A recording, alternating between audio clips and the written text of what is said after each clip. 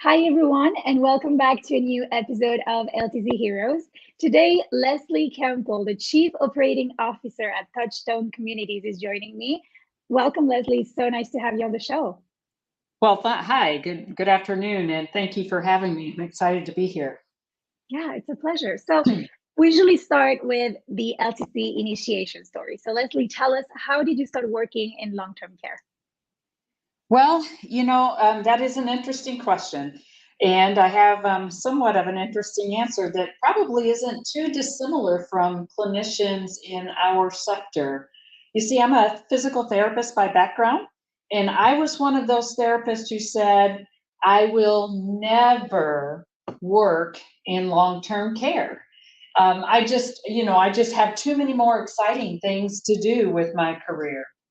And that lasted for about 2 years when the administrator of a local nursing facility came into the hospital where I was working, and I had treated one of his residents within my physical therapy clinic in the wound care clinic.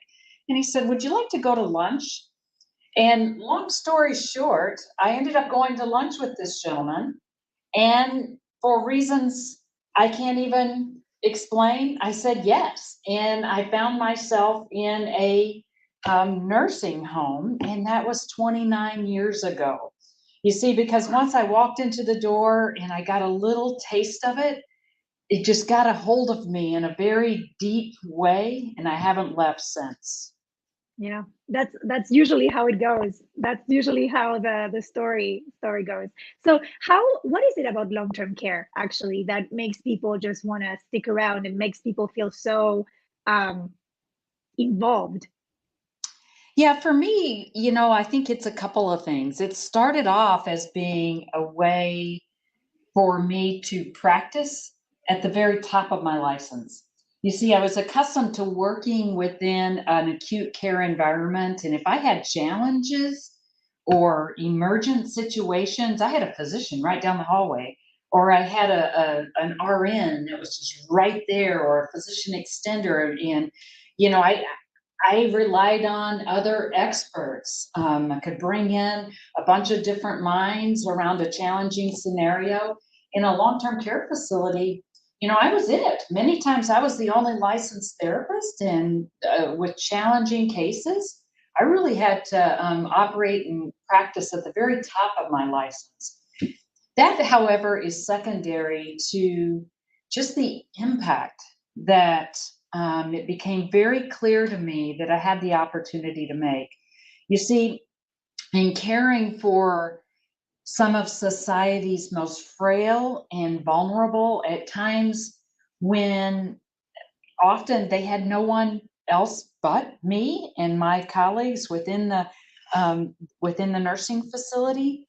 Wow, what an opportunity to and an honor to be involved in someone's life in that intimate of a fashion, and to work very hard to make their life better, to make their life full of purpose, quality, and I even like to say a little bit of fun.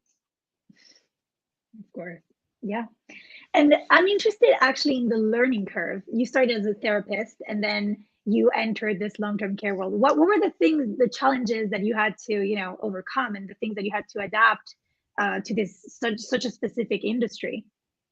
Yeah, I think, I'll never forget the first day on the job on my own. And I went into a resident's room, and I was going to provide a treatment to that resident while she was in bed.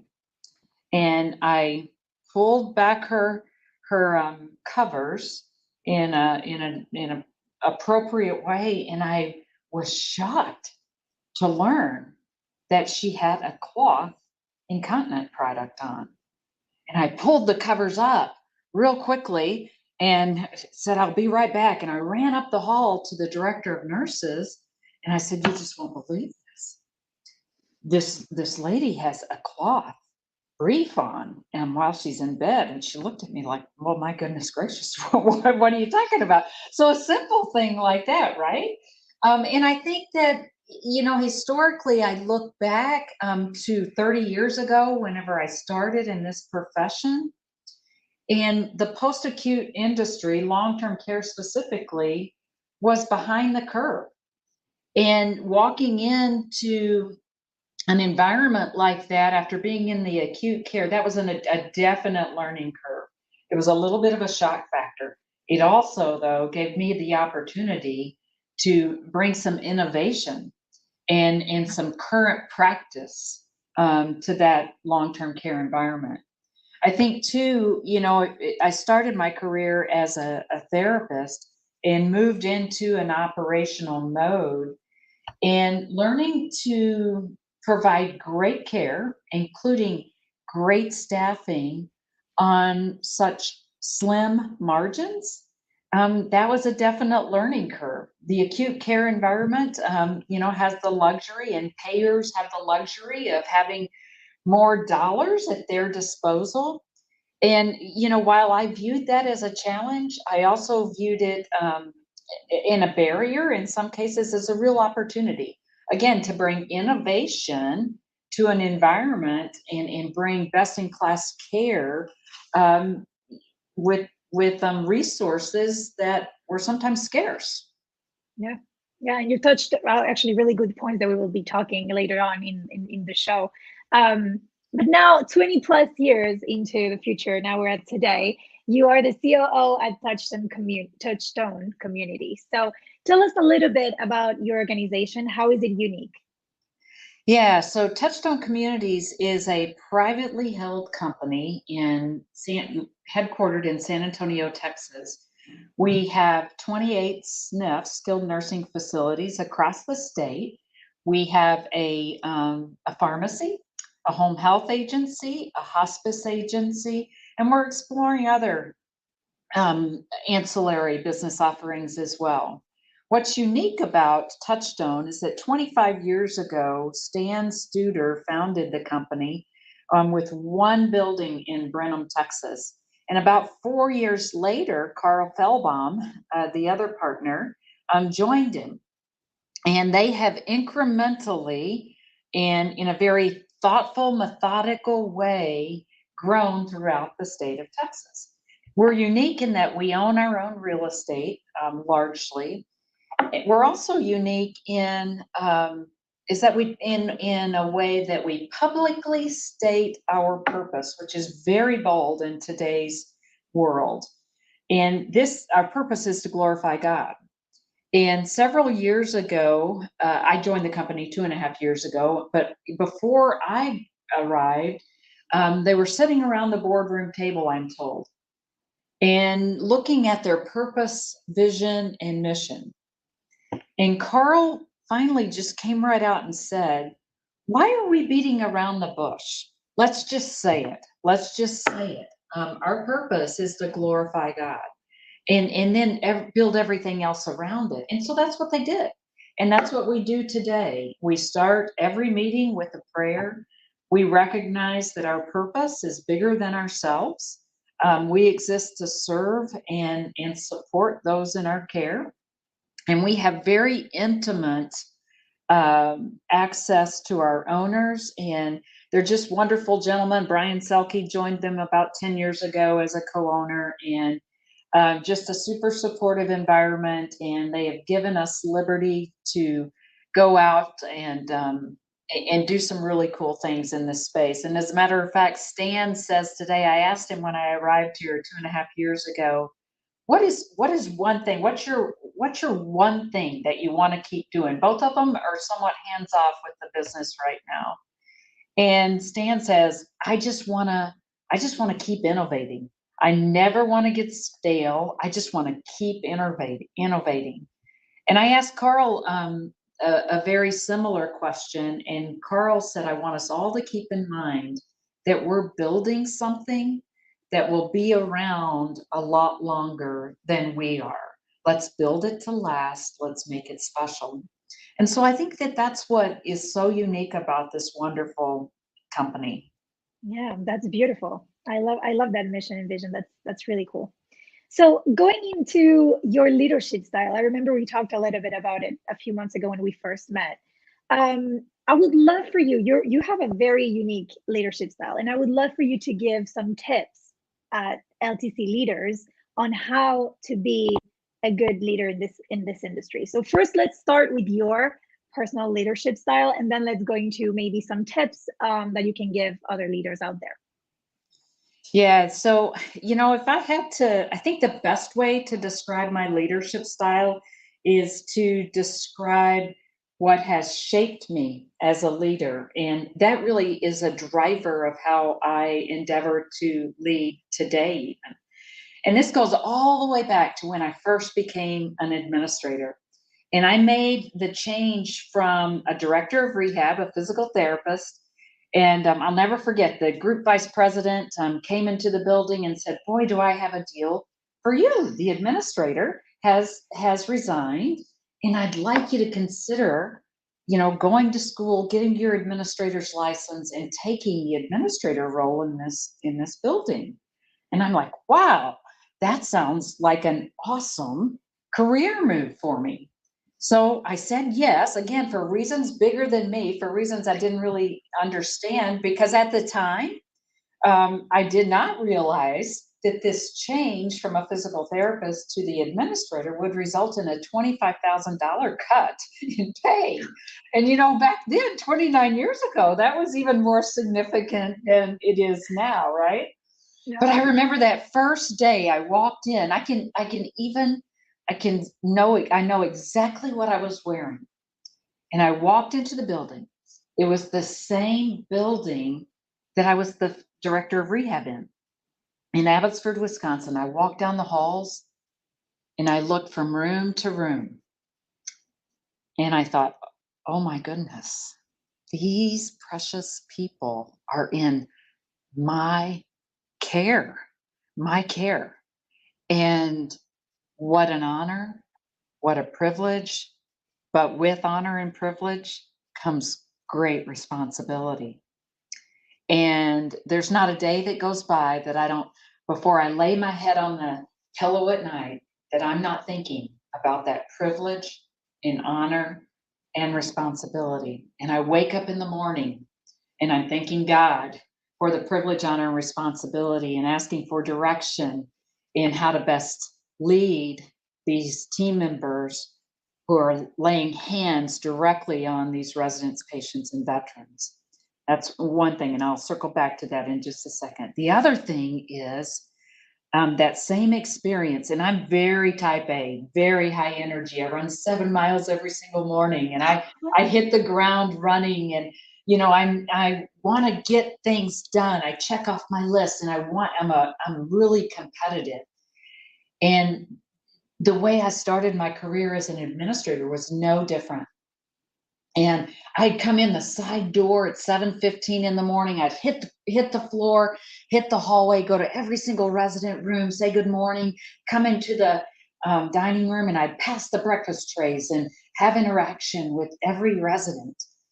And I'll never forget, one day after breakfast, about 10 in the morning, a team member, Olga Harande, from the laundry, came into my office, and she asked me if I had a few minutes and if she could shut the door. She shut the door and she burst into tears. And I said, "Olga, my goodness, what's wrong?" And she says, I'm just wondering, what do you have against me?"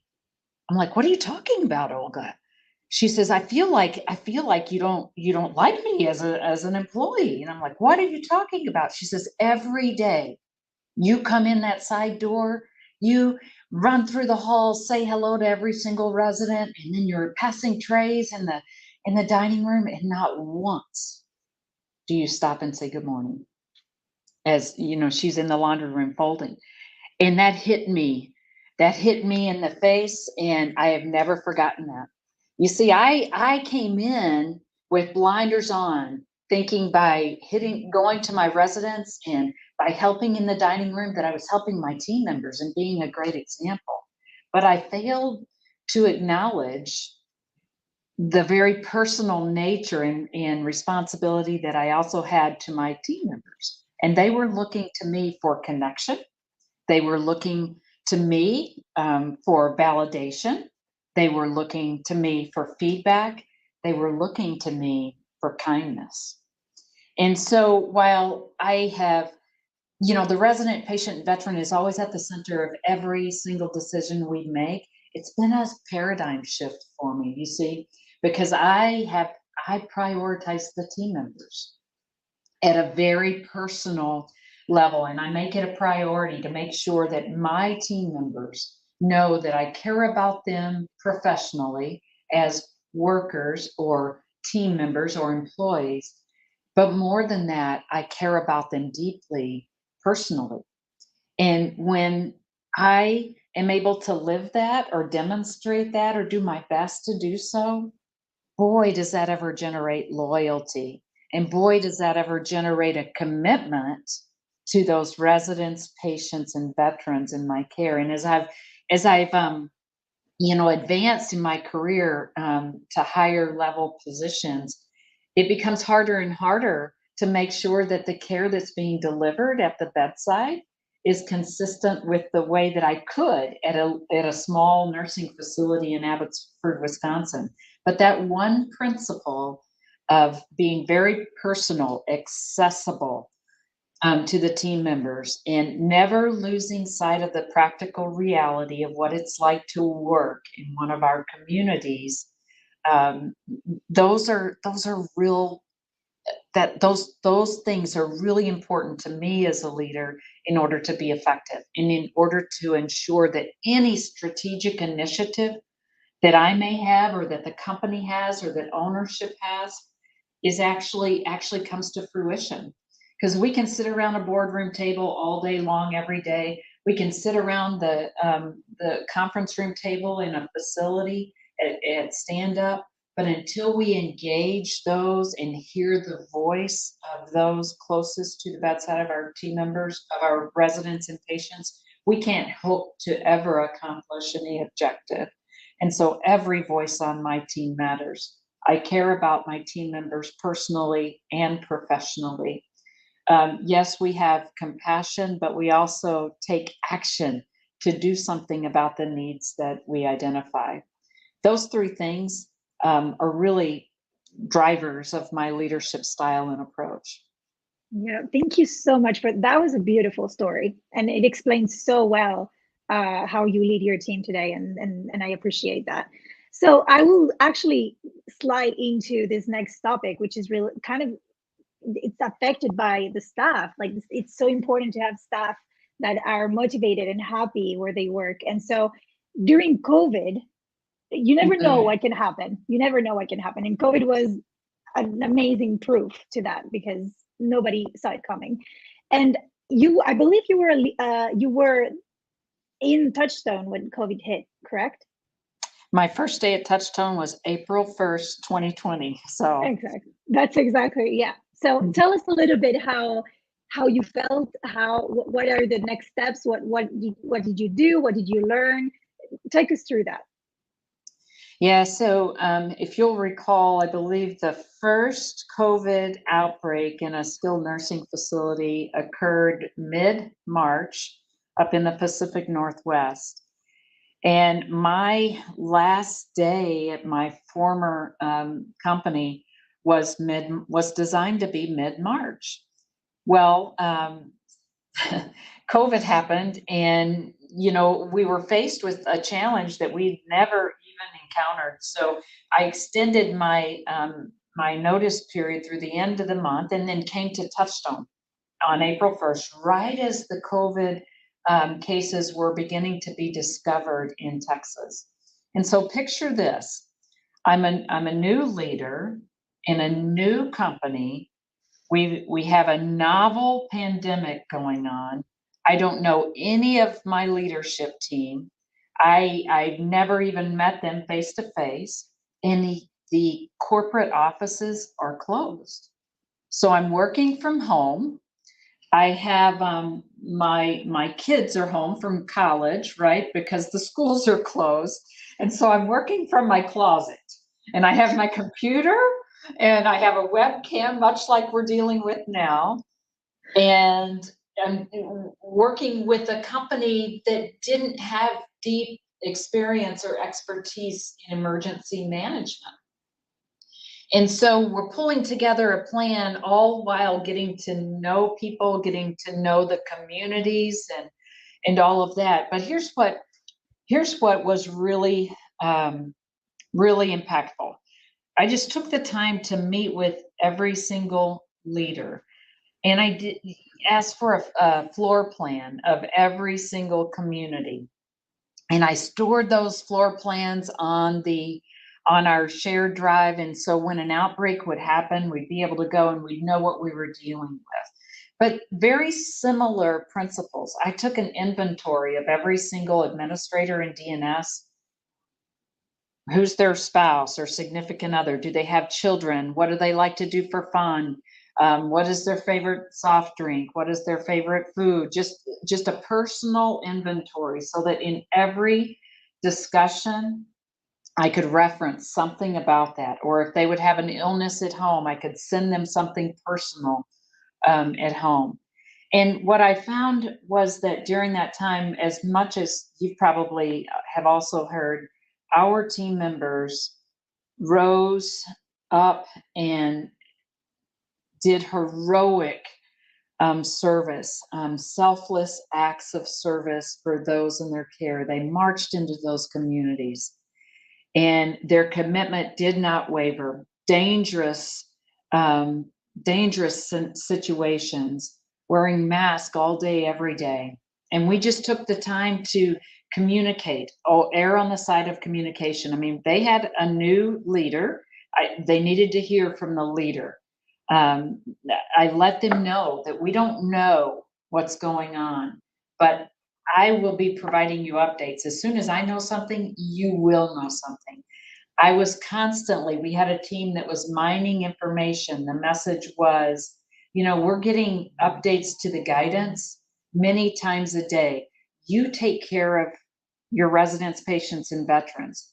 Our team around the clock did nothing but mine the guidance. We would go through it, distill it, and then disperse it in ways that was easily implemented. So they didn't have to worry about, am I doing the right thing? We consistently said, it's going to be okay. We do not have the answers, but we're going to get through this. We heard from them. We asked them what they were afraid of. We deployed our marketplace chaplains. We had prayer huddles. We never ever ran out of PPE. Brian Selke, our president, is a former aerospace engineer, worked for the CIA a little bit. And so he did nothing but mine for PPE all day, every day. And when others were struggling, we had a whole corporate office just full of PPE, and we would deliver that to the communities personally, just to make sure that they could make the most of their time in the communities. And so communicate, provide tools, take every single thing off of their plate that we could from here. We made the calls to the families. We met with the state agencies. We took calls from families. We did the letters, all the required communication, anything that we could do to lift their burden. We also compensating them. In addition to their usual rate, we provided compensation. Again, we provided meals at home for these team members. We provided days off, paid days off, anything that we could do to make their lives better throughout this unknown time. For sure. So what are some of the takeaways that you've learned from this crisis? That has shaped you into a new leader, or something that if tomorrow a new crisis that might not be COVID, but anything else would happen, you would do the same and you've learned from it? What would that be? Yeah. Well, I think the first thing and most important thing is, during a crisis, people need to hear from the leader. Even if you have nothing to say, they need and want to hear from the leader. And the leader has to have a plan. And even if the plan is diffuse, the leader has to reassure the team members that we're going to be okay. Here's our plan. I don't have all the answers, but the answers will come and we're going to be okay. And communicate, provide many different avenues for communication. The second thing is our wonderful profession always rises up in a very inspirational way. And, we had a lot of fingers, our sector had a lot of fingers pointing at us, saying, you did this, this, and this wrong, or can you believe this happened and that happened? We had so many positive things happening, and the way that our team members who stayed with us rose up was nothing short of miraculous. And it gave me hope, and it gave me assurance that there is no challenge that our sector can't face. Never, our team members never ever in our whole sector, our company, our sector did not give up. And when the chips were down, they were resilient, and with tenacity continued to rise up. Also, whenever you look at the challenges that our sector faced, I think in these numbers are rough, okay? So our sector lost about 15% of the jobs, so over 200,000 team members because of fear, uncertainty, home situations left us. They left, but we had a bunch who stayed, right? So about 15%, over 200,000 team members left us. The hospital sector, the acute care sector, lost just under 5% of their direct care workers. And see that disparity, I think that sheds to light the caliber of people we have in our space, right?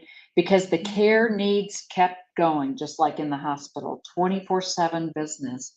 And our people, golly, great, just high caliber people with the hugest hearts. They continued to deliver. Outcomes continued to be strong. And so again, it just gave me even greater appreciation for the caliber of team members we have in our sector. Yeah, for sure. So I want to jump now into a different topic, and I want to jump into culture. So we talked a little bit about this when we first met, but I think you can give us some tips or some direction on how to set a consistent culture throughout the organization and what steps to take for everyone to. You have actually a unique approach to that too. I remember a little, and yeah, what would be some tips and some directions on how to provide a consistent culture in your organization? Yeah, so we say a lot as leaders that you gotta what's your culture, and how do you create a culture and whatnot. And the thing is, you can sit back and culture will be created, right? Culture just happens. So you have to be very intentional and thoughtful about it happening in the way in which drives the outcomes that you desire, right? In a way that captures what you're trying to achieve.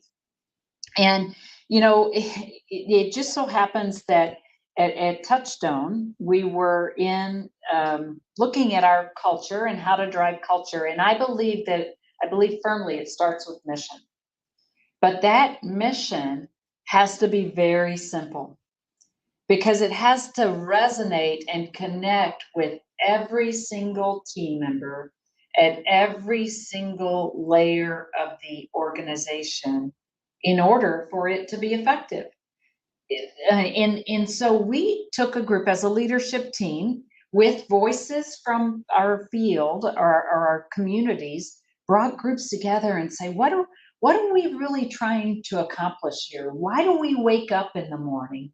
And we kind of repurposed our operating agreement into a Touchstone experience. And this is inclusive of our purpose to glorify God, our vision to be the leading post-acute healthcare solution in the markets we serve, and most importantly, our mission.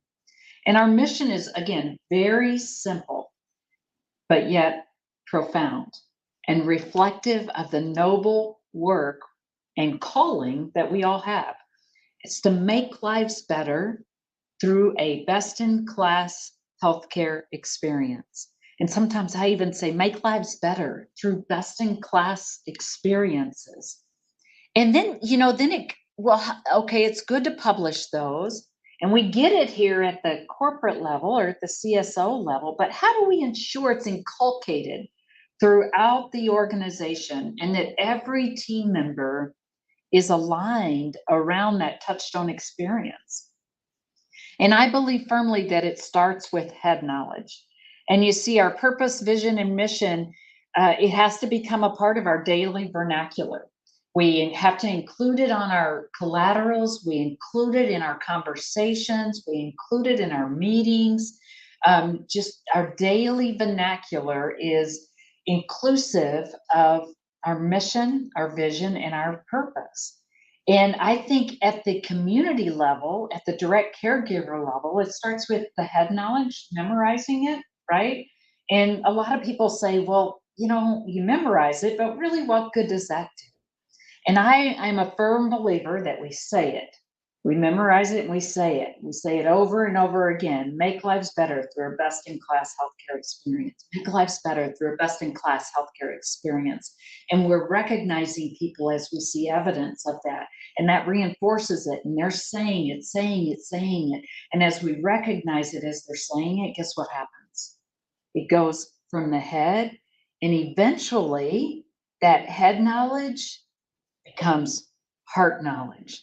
You see, then they're able to apply what they know up here to their own heart, their own role, and they know how what they do on a daily basis helps the organization fulfill the mission.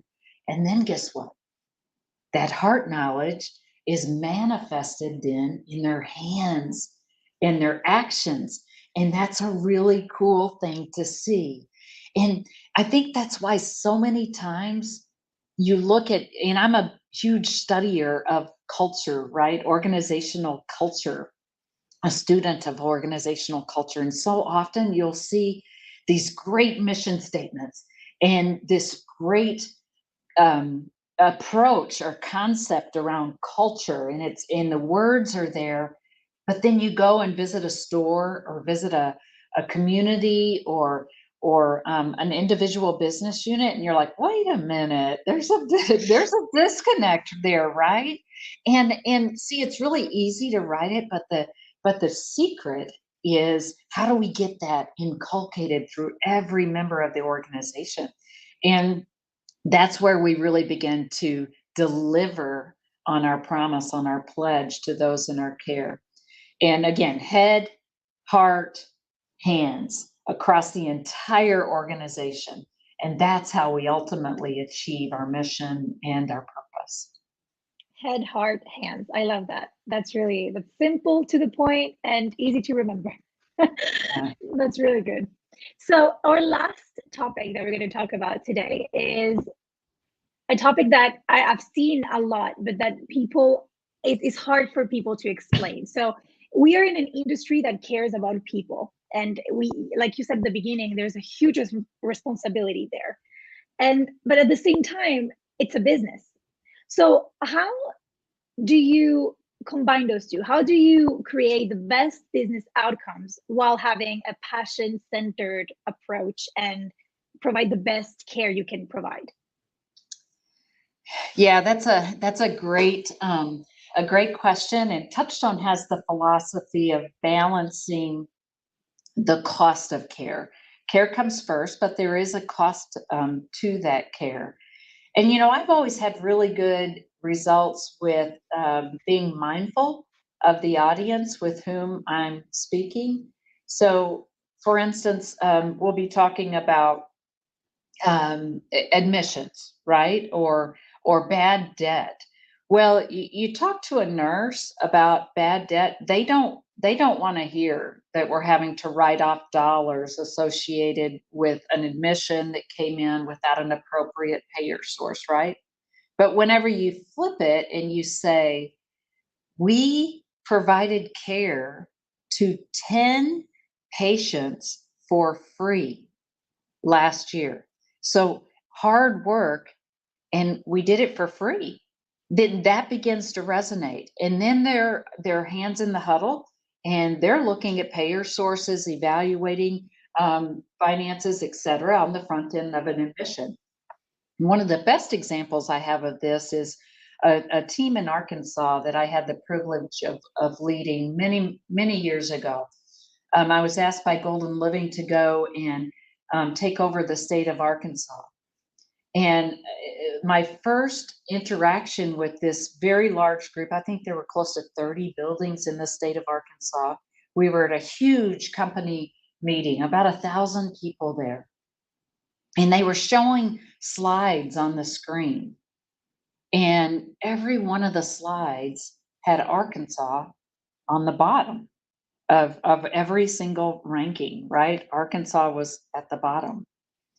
And I looked across, and it was my first week with the team, but I looked across about how demoralizing and how deflated this group of team members were. We got on the Greyhound bus to go back home, go back to Arkansas from St. Louis, and I had picked up a train whistle in the store. And I came onto the bus last, and I held up that train whistle. It was wooden. I gave one to every single leader on the bus, and I said, "We were the caboose squadron today."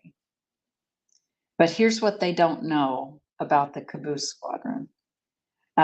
We're coming to this meeting next year, and with all of you, we're going to be the little engine that could. And I believe in you. And then that belief and equipping people with the means to provide great care, the tools to balance the cost of that care, and measure every single metric, quality metrics overlaid with financial metrics. You can't have one without the other. Treating it as, if I use the analogy a lot of your home checkbook, if you don't have money to pay to get steaks for your kids, what do? You have ham instead, right? Everybody still gets to eat, and it still tastes really good, but you make the decision that's in line with your budget. And so, it's not rocket science, and empowering people to make those decisions within the parameters of what matters most to us. And with that group in Arkansas, it was really cool to see the care outcomes go off the chart. And guess what? The financial outcomes off the chart. And instead of being the caboose squadron having that train whistle on everybody's desk as a motivational sign that we will overcome, that led this group to be the little engine that could and have best in class outcomes. That's really awesome. That's an amazing story. Thank you so much, Leslie, for all the insightful information of today. And I want to close this interview with a little more lighthearted questions and have some fun. So here are some rapid fire questions for you. And just so everybody knows, she hasn't seen these questions beforehand, so it's going to be a little surprise. So, what is the book or books you've given the most as a gift, and why? Tribes by Seth Godin, no question. It was required reading in my role at Diversicare. It has become a required read for all new leaders here at Touchstone. I love this book because at the very heart of our nature, we're built for connection. And when we have connection at work, it exponentially increases our commitment. And with that commitment, we get the expenditure of what I call discretionary effort. So, you have workers who come and they do the job, that discretionary effort that derives from being connected to a leader who appreciates and values me and being connected to a purpose bigger than myself. That means I'm going to do more than I have to do. I'm going to give that extra effort, and it's what sets those apart from the average or the ordinary. What's the name again? Tribes by Seth Godin. Awesome. Thank you. Next, in the last 5 years, what new beliefs, behavior, or habit has most improved your life? Oh, that's good. Well, I think without question, it's been the behavior of being a grandma, a grandmother. This is something I resisted in a very big way, and as a matter of fact, I'm I really skirted around the whole grandma nomenclature, and my grandsons call me G, but it has been a life changer. They still call me G, but such joy and oh wow, it's just the best thing in the world. And I step aside from, I believe in this work life integration, and so they're incorporated in my daily routine, and they can tell you all about surveys and all of that, but it's the best thing in the world. And every now and then, now that I have my head around it, I'll say, from this point forward, you shall call me grandmother. And Jack and Caleb look at me and say, they laugh and say, G, and move on. So I think I'll forever be G now. That's hilarious.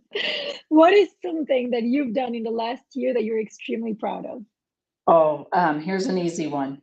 I hiked to the top of Angel's Landing this year in Zion Wow. National Park in Utah. Are you familiar with it?